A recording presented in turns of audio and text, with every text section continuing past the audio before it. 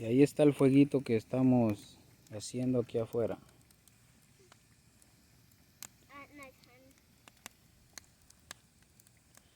Está excelente porque no hay calor.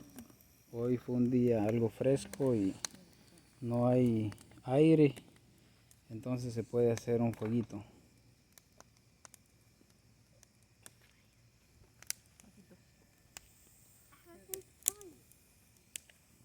Allá se puede observar la luna que está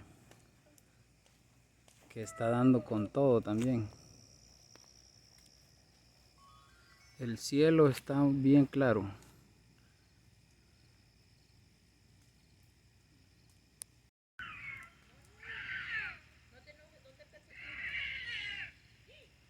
Ahí está la luna, muy bonita que se mira. Y su acompañante allá, un pequeño lucerito. Saber quién será, pero la cosa que ahí se observa siempre. Vamos a observar aquí el jueguito.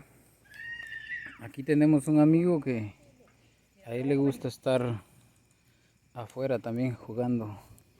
Y acá.